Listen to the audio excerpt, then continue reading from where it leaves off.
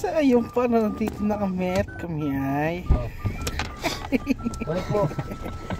Vlogger fish. ito ano ba na? Yo, what's up guys? Ngayong araw nga pala ay gagala kaming buong pamilya. Inaya ko nga pala silang gumala para makasama naman sila. Para naman hindi lang kami lagi ni Kay yung laging gumagala. Dito nga ay tinawagan namin yung tita namin para isasama namin siya sa gala. Video call nga lang. So ayun nga pala tumawag yung tita ko, no? Sino? Binablog ka. Kasama ka naman namin, tita. Video call. Kasama ka naman na. Oh, naka-video call nga lang.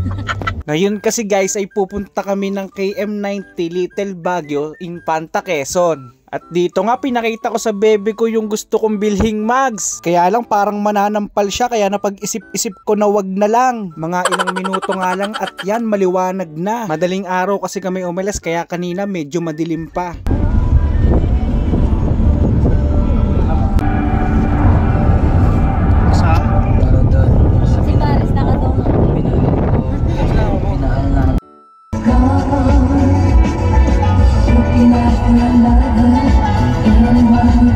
Inaasar ko nga pala yung kapatid ko dito kasi hindi niya kasama yung bebe niya.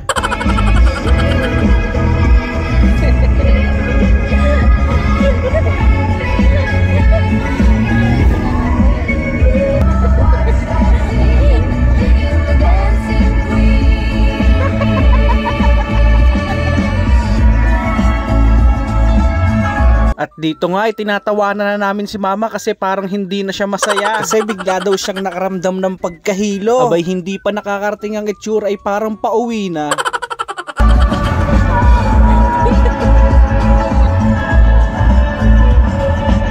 Bali nag-stop over muna kami guys. Nag-aya kasi si mama na magkape muna kasi parang sinisikmura daw siya.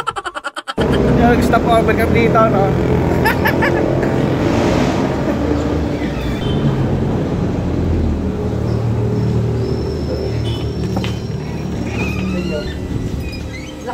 Yelo din. Ano masabi? Ano ko 23? Tanga ka.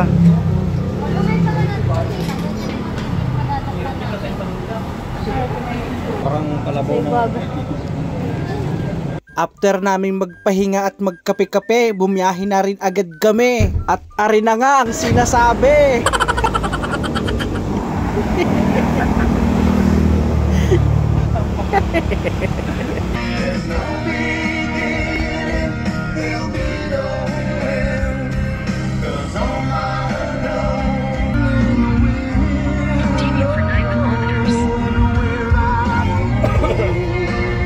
Nakipagpalit na ako kay mama ng pwesto para hindi siya masyadong mahilo.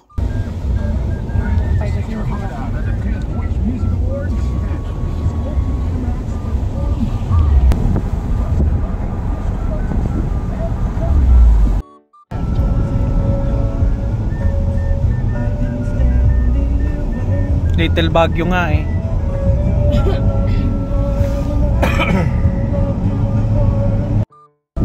Eyo, ganda oh. Makalipas nga lang ang ilang minuto at nandito na nga rin pala kami. Picture. Ayan na pala, happy picture na. Ano yan? Ito binadayo. KM9. Ano ba ito? Sobrang dami rin palang dumadayo at nag-rides dito. At balak naming bumalik dito na nakamotor naman kami. Masarap din kasing mag-rides dito.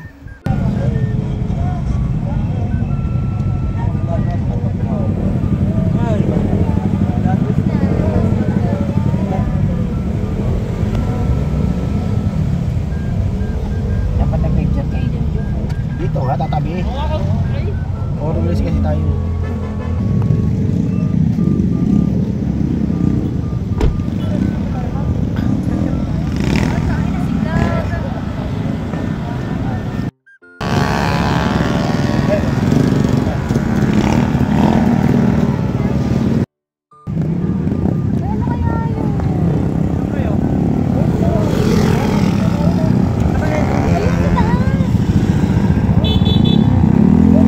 Sobrang nagandahan kami sa lugar na to. Madaming makikitang magandang view. Kaya bibigyan ko muna to ng mabilisang montage.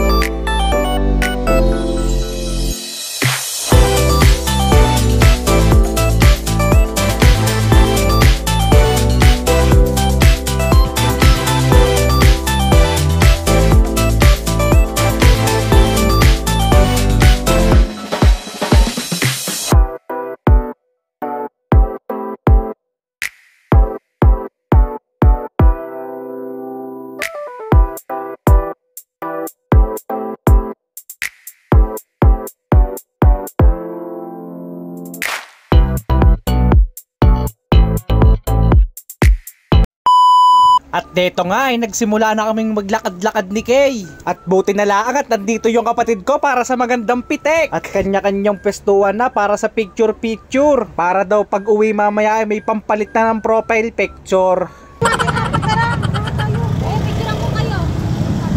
At nandito nga pala ako parang bulag at nag-shades pa di naman matarik ang araw. Ay, lahat tayo pa. Boss, saan mo na boss? Pagkatapos namin mag-picture-picture, magpapatuloy na kami sa paglakad-lakad. Marami-rami pa kasing pwedeng galaan dito sa KM90, meron pa dyan sa loob. At pag magpupunta nga pala kayo dito, sama nyo yung mga jowa nyo. Malamig kasi dito, para pag nilamig ka, magpapayakap ka na lang sa bebe mo. Pero dapat yung tunay.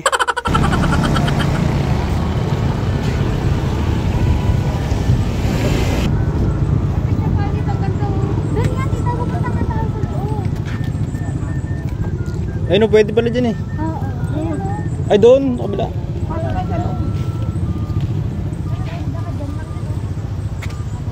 entrance. May parking na ka. Videographer pa eh.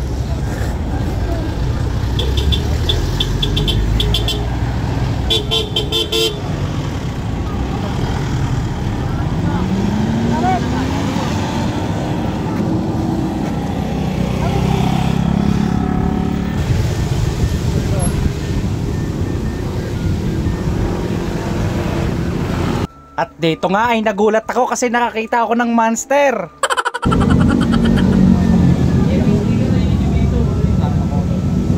At dito ay nakakita rin ako ng maraming nakadikit na mga sticker. Marami na rin palang mga nakapag-rides dito, nahuli na pala ako.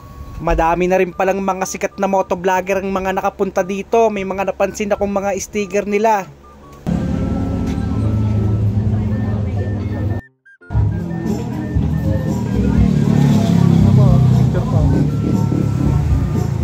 At ito na nga pala yung main entrance ng KM90. Napakaraming tao. 50 pesos per head nga pala yung entrance dito papasok sa galaan nila sa loob.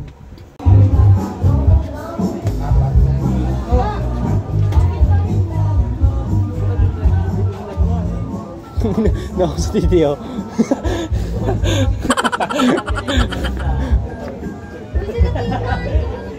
Mabilis na transition muna. Dito nga pala ay nag-decide muna kaming magsikain muna. Simula kasi pagbiyahe namin kanina hindi pa kami kumakain. Bali ngayon pa lang kami kakain. Madami-dami din kasi papasyalan sa loob kaya dapat may laman ng aming mga tiyan. At dito nga ay nakapwesto na yung baby ko na si Kay. Hindi pa gutom yan. Oo, hindi lang halata. After namin kumain guys, ayan maglalakad-lakad na kami. Lilibutin na namin tong kagandahan ng KM90.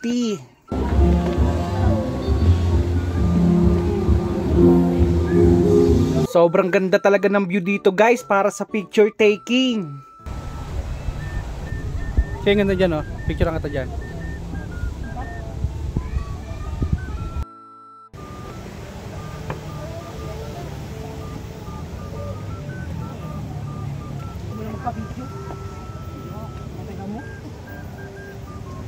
Nandito na kami sa taas guys at ito nga pala yung view.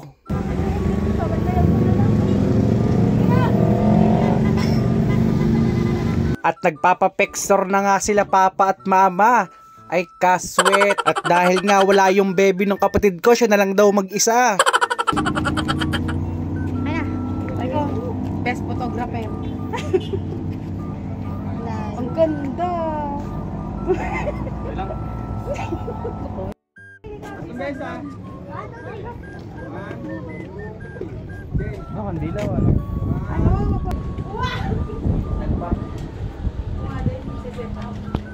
Medyo malapit na kami sa kataas-taasan. Nakakapagod at nakakahingal din pala dito kasi puro paakyat.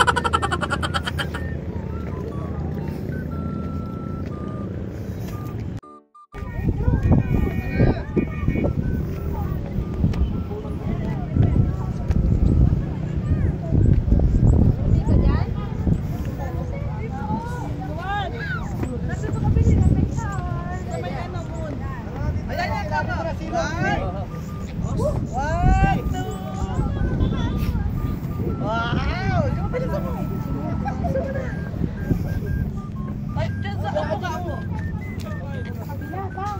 At nandito na nga pala kami sa buwis buhay na picture taking. At nangangatog na nga pala yung tuhod ko dito kasi konting pagkakamuli mo lang, mataas-taas din yung lalagapakan mo. At dahil nga kasama ko yung baby ko na si Kay dito, kailangan ko lakasan yung loob ko. At kung hindi ko gagawin yun, yari na naman tayo. Yan. Tingin. Tingin, nagagalit si JM. Sunod na nga nagpa-picture yung kapatid ko at sana daw sa susunod kasama na daw yung baby niya. Para naman daw hindi na siya nag-iisa sa picture. Yan guys, bali hanggang dito na lang tong video. Maraming salamat sa panonood nyo. Bye guys!